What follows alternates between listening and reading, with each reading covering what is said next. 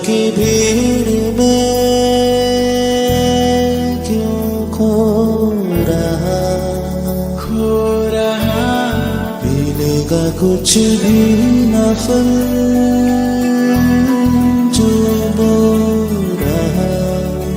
बो रहा तू आजा घर लौट आ बेटे घर लौट दुनिया की भीड़ में क्यों खो रहा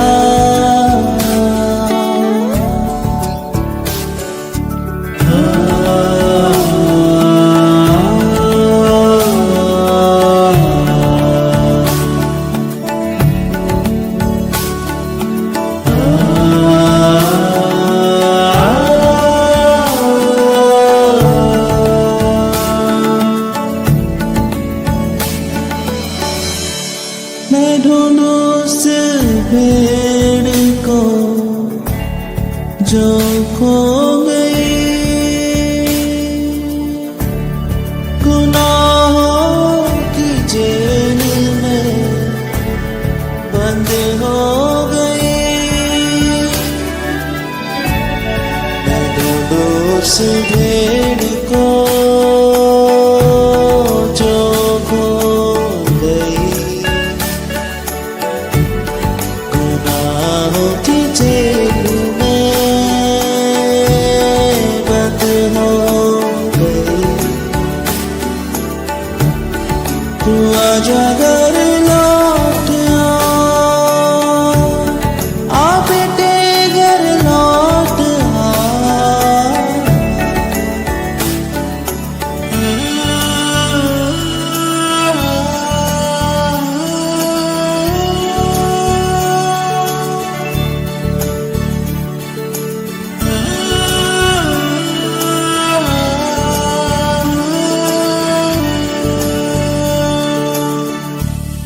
तू आंखें अब खोल कर सब जांच ले तू सच और झूठ को अब माप ले। तू आंखें अब खोल कर सब जांच ले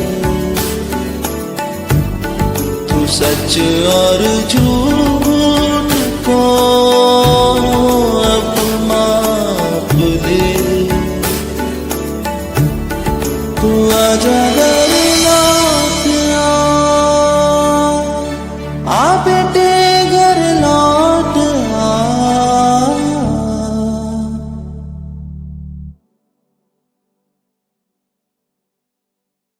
हम वचनों में जाएंगे। मेरी आवाज फिर से मैं एक बार पूछूंगा, बिल्कुल क्लियर आवाज है। अपना थंब दिखाइए, हो सके सब अपना अपना वीडियो को चालू करें। सबको वीडियो चालू करके बैठिए, कृपया ध्यान दें। हालेलुया। इससे पहले कि मैं वचन में जाऊं, 2 मिनट आपसे मैं बात करना चाहूंगा और एक विषय में लेकर। प्रभु यीशु मसीह, एक दिन प्रभु यीशु मसीह एक दृष्टांत कहते हैं एक बहुत बड़ी भीड़ को, और दृष्टांत कहने के पहले ही प्रभु यीशु मसीह कहते हैं कि तुम नित्य प्रार्थना करना और हियाव न छोड़ना। प्रतिदिन प्रार्थना करना और हियाव न छोड़ना। अपनी हिम्मत को मत हारना, हियाव बांधे रहना।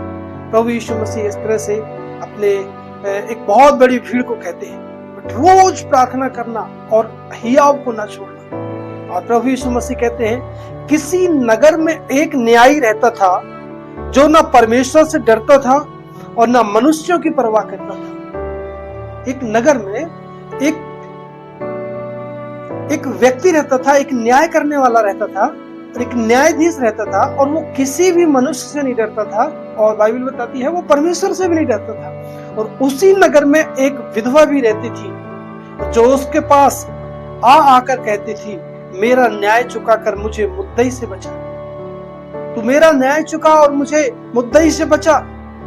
कुछ समय तक तो वो व्यक्ति कुछ भी नहीं कहा, उसका न्याय नहीं कर रहा था, लेकिन एक बार उसने विचार किया, उसने एक बार विचार किया, क्यों ना मैं तो ना परमेश्वर से डरता, ना किसी मनुष्य की मैं परवाह करता हूँ, तो भी ये विधवा मुझे आकर मुझे सताती है, मैं इसका न्याय चुकाऊंगा। क्यों? इसलिए क्योंकि ये नहीं तो बार बार आकर मुझे क्या करेगी, घड़ी घड़ी मेरी नाक में दम कर देगी। इस तरह से लिखा है वहां पर वचन, ये घड़ी घड़ी आकर बार बार आकर मेरी नाक में दम कर देगी, इसलिए मैं इसका न्याय चुकाऊंगा। और बाइबल बताती है उसने उसका न्याय चुकाया। और इसी बात को लेकर प्रभु यीशु मसीह कहते हैं, सुनो ये अधर्मी न्यायी क्या कहता है। ये अधर्मी न्यायी कहता है, इसलिए क्या परमेश्वर अपने चिन्हों का न्याय नहीं करेगा। जब अधर्मी न्यायी न्याय करने के लिए कह रहा है, तो क्या परमेश्वर अपने चुने हुए लोगों का न्याय न चुकाएगा, जो रात दिन उसकी दुहाई देते रहते हैं। क्या वह उनके विषय में देर करेगा? कभी नहीं करेगा। मैं तुमसे कहता हूं वह तुरंत उनका न्याय चुकाएगा। परमेश्वर का वचन कहता, प्रभु यीशु मसीह खुद कहते हैं परमेश्वर चुकाएगा, न्याय चुकाएगा अपने चुने हुए लोगों का। परमेश्वर दयावंत परमेश्वर। कई बार हो सकता है आप भी प्रार्थना करते हैं, कई बार मैं भी बहुत सारी विषय के लिए प्रार्थना करता हूँ, हम उन विषयों पे, उन पापों पे जय नहीं पा रहे हैं, या ऐसी समस्याओं से हम बाहर नहीं निकल पा रहे हैं, हम निराश हो जाते हैं। लेकिन परमेश्वर कहता है मैं तुम्हारी प्रार्थनाओं का उत्तर दूंगा। हालेलुया। आइए हम वचनों में जाएंगे। हम निकालेंगे यूहन्ना की पहली पत्री, पहला यूहन्ना की किताब। हम सब खोलेंगे अपनी अपनी बाइबल, यूहन्ना की पहली पत्री और पहला अध्याय। यूहन्ना की पहली पत्री पहला अध्याय, और पढ़िए 9 पद।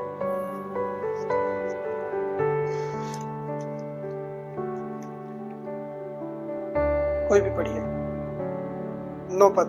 पहला यूहन्ना, यदि हम अपने पापों को मान लें तो वह हमारे पापों को क्षमा करने और हमेशा अधर्म से शुद्ध करने में विश्वासयोग्य और धर्मी है। हालेलुया। यहाँ पर स्पष्ट रूप से पवित्र आत्मा वचन लिखा है, यदि हम अपने पापों को मान लें तो वह हमारे पापों को क्षमा करने और हमें सब अधर्म से शुद्ध करने में विश्वास योग्य और धर्मी है। यदि हम अपने पापों को मान लें तो परमेश्वर हमारे हर एक पापों को, हर एक अधर्म को शुद्ध करने में, क्षमा करने में परमेश्वर विश्वास योग्य है और परमेश्वर धर्मी है। आपके और मेरे पाप कैसे भी हो, कितने गहरे लाल रंग के क्यों न हो, परमेश्वर क्षमा करता है। हालेलुया। प्रभु हमसे बहुत प्रेम करता है, बहुत प्रेम करता है। परमेश्वर का वचन स्पष्ट रूप से लिखा, हमें अपने पापों को मान लेना है। जब हम अपने पापों को मान लेते हैं, परमेश्वर हमारे सारे अधर्म, सारे पापों को क्या कर देता है, क्षमा कर देता है। कितना अद्भुत परमेश्वर, कितना महान परमेश्वर है, जो हमसे कितना प्रेम करता है। प्रभु क्या कहता है वहां पर कि तुम अपने पापों को मान लो। ये मुख्य बात है, मानना। कई बार हम अपने पापों को मानते नहीं हैं परमेश्वर के सामने, परमेश्वर को बताते नहीं हैं। बाइबल हमें इस तरह से बताती है, परमेश्वर का एक दास था, परमेश्वर का एक हृदय के अनुसार चलने वाला एक व्यक्ति था जिसका नाम दाऊद था।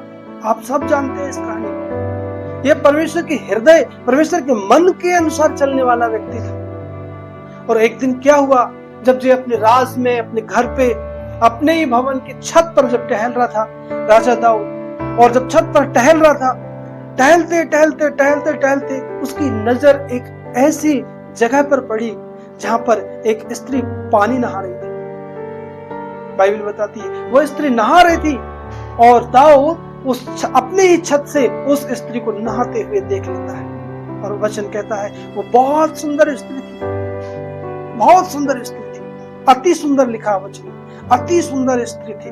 और उस स्त्री को नहाते हुए परमेश्वर का दास, परमेश्वर का नबी राजा दाऊद देख लेता है। और दाऊद अपने ही कर्मचारियों को भेजता है, अपने सेवकों को भेजता है और पता करवाता है वो कौन है वो स्त्री। और बाइबल बताती है जब उन्होंने अपने दूत को भेजकर पता किया तो पता चला कि वो जो लड़की थी वो एलियाब की बेटी थी और उसका पति का नाम उर्रिया था। उर्रिया की वो पत्नी थी जिसका नाम बत्शेबा था। दाऊद ने को जब पता चला कि वो उर्रिया की पत्नी है, दाऊद अपने ही सैनिकों को भेजता है, अपने ही सेवकों को भेजता है और उस स्त्री को अपने घर बुला लेता है। आप सब जानते हैं इस कहानी को, कई बार आपने सुना है, कई बार आपने पढ़ लिया होगा। बाइबल बताती है उस स्त्री को ये अपने घर बुलाता है और उस स्त्री के साथ ये संबंध गलत बनाता है, ये उसके साथ शारीरिक संबंध बनाता है। इस तरह से राजा दाऊद एक बार उस स्त्री के साथ पाप में गिर जाता है, पाप में गिर जाता है। और जब पता चलता है कि वो उर्रिया की पत्नी है और उर्रिया उसी के दल में, उसी के राज्य में, आर्मी में एक काम करने वाला व्यक्ति था, आर्मी की नौकरी थी उसकी, उर्रिया की, उसी के पति की। अब यहाँ पर क्या हुआ है, राजा दाऊद को जब कुछ दिनों के बाद पता चला कि बत्शेबा को मालूम हुआ कि मैं गर्भवती हो गई हूँ, मैं अपने गर्भ धारण कर लिया हूँ, मेरे पेट में बच्चा है जो राजा दाऊद का है। और वो दाऊद राजा के पास संदेशा भेजती है और संदेशा दाऊद के पास भेजने के बाद कहती है, राजा मैं गर्भवती हूँ और उस बच्चे के पिता आप हैं, मैं गर्भवती हूँ। बाइबल बताती है, वचन वहां पर इस प्रकार से लिखा है, राजा दाऊद ने उर्रिया को बुलाया। उर्रिया युद्ध कर रहा था, युद्ध क्षेत्र में वो युद्ध कर रहे थे।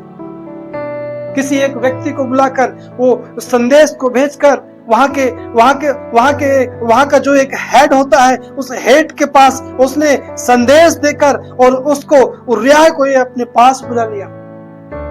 उर्रिया आया, राजा बुलाया है, क्या काम से बुलाया है, किस लिए बुलाया है पता नहीं। राजा वापस आया, राजा के पास वापस आया उर्रिया, और उर्रिया के पास आकर कहता है, राजा बताइए क्या है। दाऊद कहता है उर्रिया से, जा तू हाथ पांव धो और तू थक के आया होगा, जा तू अपने घर जा और विश्राम कर, जा तू अपने मुंह हाथ धो, तू थकान होके आया है, तू जाकर अपने घर में जाकर विश्राम कर। और बाइबल बताती है उर्रिया नहीं गया, उर्रिया अपने घर नहीं गया, वो वहां से तो निकला, लेकिन वचन इस प्रकार से वहां पर लिखा है, वो दाऊद के भवन में ही हाथ पांव धोकर और उनके ही बीच में और भी जो उनके सैनिक थे उनके ही बीच में वो विश्राम किया। वो अपने घर नहीं गया, वो अपनी पत्नी से मिलने भी नहीं गया। दाऊद जब फिर दूसरे दिन उससे मिलता है, दाऊद जब उस दूसरे दिन उसको उर्रिया को देखता है तो दाऊद फिर उर्रिया को कहता है, अरे तू अपने घर क्यों नहीं गया? तू यात्रा करके आया है क्या? तू यात्रा करके नहीं आया तो तू अपने घर क्यों नहीं गया? जा अपनी पत्नी से मिल, विश्राम कर, आराम कर। तब उर्रिया वहां पर राजा दाऊद को कहता है, अरे परमेश्वर का संदूक वहां रखा है और इजराइल के और यहूदा के लोग झोपड़ियों में रह रहे हैं, वो खुले मैदान में रह रहे हैं और युद्ध कर रहे हैं।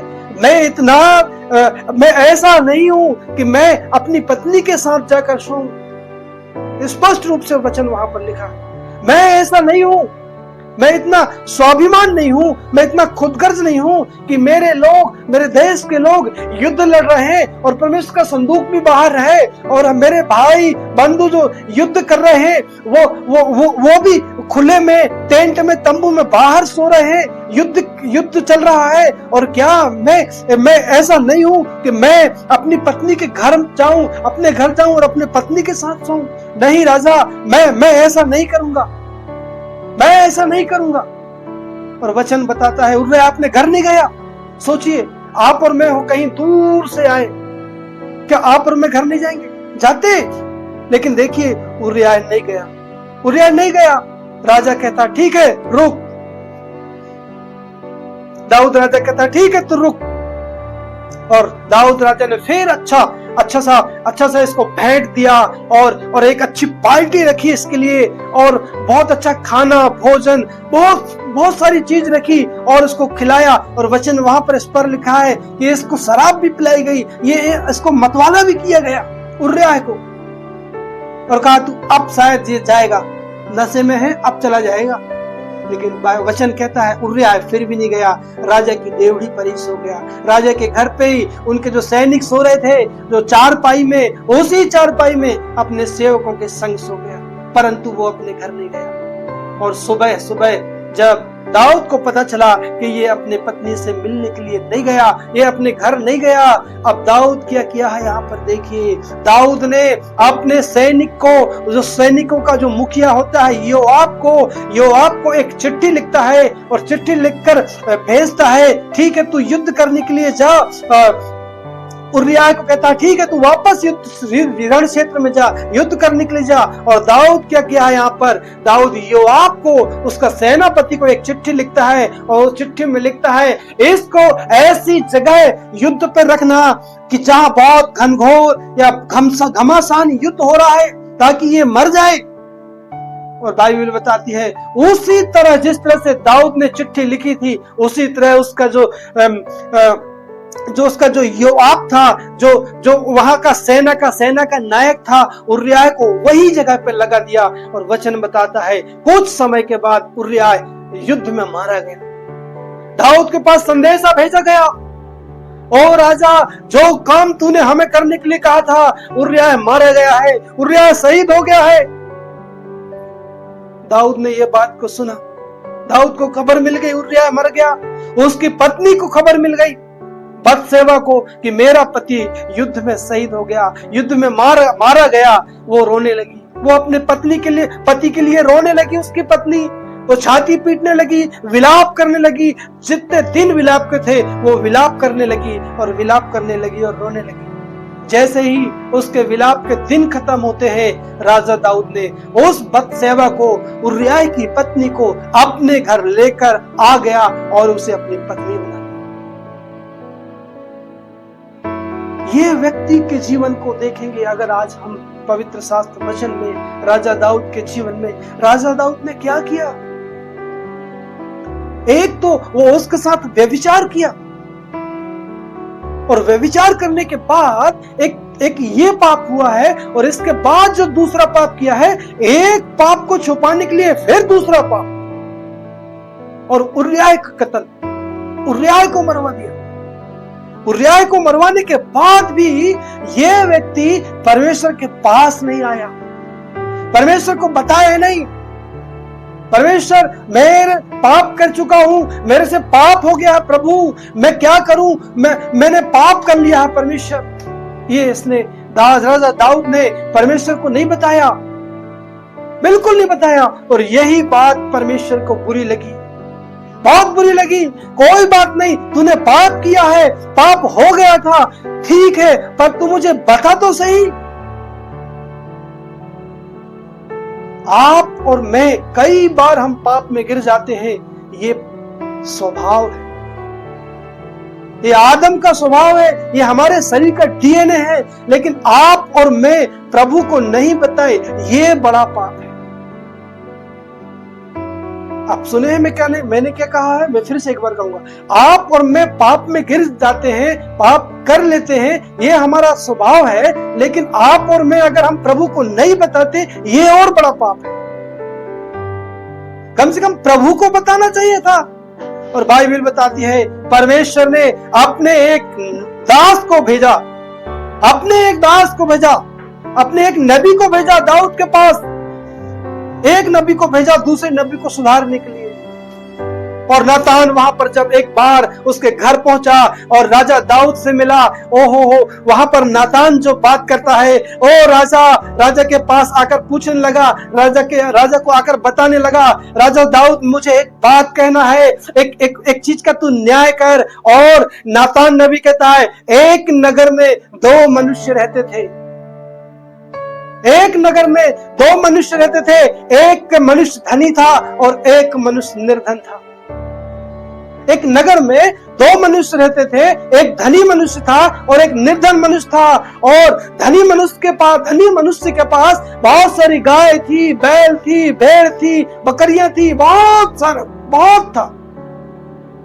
लेकिन जो गरीब व्यक्ति था उसके पास सिर्फ एक भेड़ की बच्ची थी, एक छोटी सी बच्ची थी। वहां पर इस प्रकार से लिखा है, और उसी के साथ वो गरीब के पास जो एक भेड़ की बच्ची थी, उसकी थाली से वो खाती थी, जो वो खाता था वो उसको खिलाता था, जो वो पीता था, जो पानी उसी से उसको पानी पिलाता था, और वो उसके साथ सोती थी, उसके साथ रहती थी, और वो इतना प्यार करता था क्योंकि उसके पास एक ही भेड़ थी और उसके पास सिर्फ एक ही भेड़ थी, इसलिए वो बहुत प्यार करता था। और वो निर्धन था, वो गरीब था। लेकिन एक दिन क्या हुआ, वो धनवान व्यक्ति के घर पे एक यात्री आया। उस धनवान के घर में एक यात्री आया और उस यात्री को खिलाने के लिए, उस यात्री की सेवा करने के लिए वो धनी व्यक्ति ने अपनी ही भेड़ और बकरियों में से नहीं लिया, लेकिन वचन वहां पर इस प्रकार से लिखा है, वो गरीब की भेड़ को लेकर आया और गरीब की भेड़ को लाया और उसके लिए परोसा गया, उसके लिए बनाया गया, उसके लिए खाना तैयार किया गया, उसके लिए भोजन बनाया गया उस यात्री के लिए। तब राजा दाऊद का क्रोध भड़क उठा। वहां पर लिखा है, ओ राजा दाऊद बहुत क्रोध में आ गया और कहने लगा, यहोवा के जीवन की शपथ, जिस मनुष्य ने ऐसा काम किया है वो प्राण दंड के योग्य है और उसको उस भेड़ की बच्ची का चौगुना भरना पड़ेगा। जिसने ऐसा काम किया है उस पर कोई दया नहीं होना चाहिए। राजा दाऊद इस प्रकार से वहां पर कहता है, उस पर कोई दया नहीं होना चाहिए वो धनवान व्यक्ति पर, क्योंकि उसने गरीब की एक भेड़ को लेकर आया है और उसके घर के यात्री को उसको खिलाया है। और बाइबल बताती है, नातान नबी उसको दाऊद को कहता है, वो तू ही एक मनुष्य है जो तूने परमेश्वर ने तुझे क्या किया है, इस्राएल का परमेश्वर यहोवा ने तेरा अभिषेक किया और तुझे इस्राएल का राजा बनाया, और परमेश्वर ने तुझे साउल के हाथ से बचाते आया है और उसने तुझे सब कुछ दे दिया है, धन दिया है, तुझे पत्नी दी है, सब कुछ दिया है। और अगर वो तुझे कमी होती तो तू, परमेश्वर का वचन कहता, तू मुझसे मांगता और मैं देता मैं तुझे। तो उस गरीब की स्त्री को, उसको लेकर तू अपनी पत्नी बनाया और उसके पति को तूने मार डाला। तू मांगना था मुझसे, मैं तुझे देता, मैं तुझे बचाते आया हूं। मैं दाऊद क्या हुआ, दाऊद तो सचमुच में दाऊद, तुम तो एक जगह जब युद्ध करने के लिए जाते थे, परमेश्वर को बताते थे, परमेश्वर से पूछते थे, परमेश्वर इस नगर में मैं युद्ध करने के लिए जा रहा हूं, जाऊं कि नहीं? परमेश्वर कहता था जा, और वो जाता था। अब क्या हुआ, दाऊद, जब तुमसे पाप हो गया तुम पीछे क्यों हट गए? तुम बोलो, परमेश्वर को बताना था तुम्हें। तब दाऊद कहता है, तब वहां पर दाऊद पछताया, दाऊद। तब दाऊद ने कहा, नातान नबी से कहा है, मैंने यहोवा के विरुद्ध पाप किया है, मैंने यहोवा के विरुद्ध में पाप किया है। नातान कहता है, यहोवा तेरे पाप को दूर करे, तू नहीं मरेगा, तेरे पाप को परमेश्वर क्षमा करे। क्यों राजा दाऊद, पहले से तुम्हें क्या हुआ, तुम पहले से क्यों माफी नहीं मांग लिए? तुम्हें तुम्हारे ही पाप को याद दिलाने के लिए दूसरा व्यक्ति को भेजने, परमेश्वर ने दूसरा व्यक्ति को भेजा, तू उसको जाकर बताए कि वो पाप किया है। ऐसे हमारे जीवन में कई बार मेरे भाई होते हैं, जब भी पाप होते हैं, गुनाह होते हैं, हमें परमेश्वर के समीप जाना है। परमेश्वर माफ करने वाला योग्य परमेश्वर है। अगर हम अपने पापों को मान लें तो वो विश्वास योग्य धर्मी है, चाहे हमारे पाप किसी भी तरह के क्यों ना हो। और मैं यहाँ पर जो नातान नबी ने जो दृष्टांत भेजा है, दिया है मेरे भाई और बहन, और उस दृष्टांत में उस धनी व्यक्ति के घर में जो यात्री आया है, ये यात्री और कोई नहीं है, ये यात्री आपके और मेरे मन में आने वाले गंदे विचार है, जो कुछ समय के लिए आते हैं और कुछ समय के बाद चले जाते हैं। ये गंदे विचार है, ये गंदी सोच है, ये बुरा करने की है। कई बार कई स्त्रियों को देखकर हो सकता है शायद आपको ऐसा लगता है, नहीं यार ये क्या, नहीं नहीं नहीं, ये यात्री है, ये आपके मन में और मेरे मन में आया है ना, ये विचार है, ये यात्री थोड़ी देर के लिए चला जाएगा, उसे ऐसा कुछ नहीं देना है, उसे ऐसा कुछ नहीं खिलाना है। क्या हुआ? दाऊद को याद दिलाना पड़ा, तूने पाप किया है, याद दिलाना पड़ा। और बाइबल बताती है परमेश्वर ने, जब वो परमेश्वर के पास गया, परमेश्वर ने उसे क्षमा किया है। मेरे भाई और बहन, हमें भी परमेश्वर के पास जाना है, एक पाप को छुपाने के लिए और पाप और पाप और पाप। आप जानते हो दाऊद क्यों उरिय्याह को बुलाया था, उज्जियाह को बुलाया था? उरिय्याह को वो इसलिए बुलाया था, जब उसे पता चला कि बत्शेबा गर्भवती हो गई है। दाऊद और चाहता था, एक तो पाप वैसे किया था ये व्यभिचार करके, और दाऊद ये और सोच रहा था कि यार वो आ जाएगा, उसका पति उसके घर चला जाएगा, उसके साथ रहेगा, खाएगा, पिएगा, सोएगा, क्या पता उसको कि वो और किसी के द्वारा गर्भवती हुई है। ये देखिए आप, माइंड देखिए। बहुत कोशिश किया उरिय्याह को घर पहुंचाने की, वो नहीं गया। वो कहा नहीं, मेरे लोग, मेरे भाई बंधु टेंट में, बाहर तंबू में सो रहे हैं, क्या मैं अपने घर जाऊं और अपनी पत्नी के साथ खाऊं पीऊं और सोऊं? वो नहीं गया। और वचन बताता है उरिय्याह को भी राजा दाऊद ने मरवा दिया। ये ऐसी गलती राजा दाऊद ने किया था। मेरे भाई और बहन, हमें भी अगर हम कई बार पाप में गिर जाए, एक पाप को बचाने के लिए और कई पाप, झूठ का सहारा लेना पड़ता है, और कई झूठ का सहारा लेना पड़ता है। इसलिए हो सके तो बिल्कुल परमेश्वर को बताओ, आपने कोई पाप किया है, गुनाह किया है अपने पति के विरुद्ध, पत्नी के विरुद्ध, उनको सच सच बताओ। परमेश्वर माफ करता है। मेरे भाई और बहन, रोज रोज पाप और रोज रोज माफी, रोज रोज पाप और रोज रोज माफी, हमें माफी मांगने की आवश्यकता है। और इन ऐसे पाप से हमें दूर रहने की आवश्यकता है, पाप को छोड़ने की आवश्यकता है। यीशु मसीह पापी को क्षमा करने में विश्वास योग्य और धर्मी परमेश्वर है। वो विश्वास योग्य और धर्मी परमेश्वर है। मलाकी 3 अध्याय में लिखा है इस तरह से, क्योंकि मैं यहोवा बदलता नहीं, इसी कारण है याकूब के संतान तुम नाश नहीं हुए। मैं बदलता नहीं, इसलिए तुम नाश नहीं हुए। तुम मेरी ओर फिरो, तब मैं तुम्हारी ओर फिरूंगा। सेनाओं के यहोवा का यही वचन है। परमेश्वर कहता है, मैंने तुम्हारे पुरखाओं से वाचा बांधी है, इसलिए तुम नाश नहीं हुए। मैं परमेश्वर बदलता नहीं, मैं परमेश्वर बदलता नहीं, इसलिए तुम नाश नहीं हुए। तुम मेरी ओर फिरो, तब मैं भी तुम्हारी ओर फिरूंगा। सेनाओं के यहोवा का यही वचन। मलाकी 3 अध्याय में लिखा है। परमेश्वर चाहता है मेरे भाइयों में हम सच्चे मन से, सच्ची इच्छा से परमेश्वर के निकट आए, और जो भी हमारे हृदय में है, जो पाप है, जो गुनाह है, जो गंदगी है, हमें परमेश्वर को बताने की आवश्यकता है। करेगा परमेश्वर, दूर करेगा। आज देरी हो रही है, कुछ समय लग रहा है, लगने दो। अगर परमेश्वर जब हमारे जीवन में काम करेगा ना, और जब बदलेगा ना, आप देखते रहेंगे मेरे भाई और बहन, आपका और मेरा जीवन बदल जाएगा। हालेलुया, आपका और मेरा जीवन बदल जाएगा। परमेश्वर, एक बार और आइए हम थीम वर्ड को पढ़ेंगे। मैं आपके लिए पढ़ रहा हूँ यूहन्ना की पहली पत्री 1 अध्याय और 9 पद। वहां पर क्या लिखा? यदि हम अपने पापों को मान लें तो वह हमारे पापों को क्षमा करने और हमें सब धर्म से शुद्ध करने में विश्वास योग्य और धर्मी है। अगर हम पापों को मान लें, क्योंकि वही हमारा प्रायश्चित है, वही हमारे पापों का प्रायश्चित है, और केवल हमारे ही नहीं वरन सारे जगत के पापों का भी प्रायश्चित है। सारे जगत के पापों का प्रायश्चित है। हालेलुया।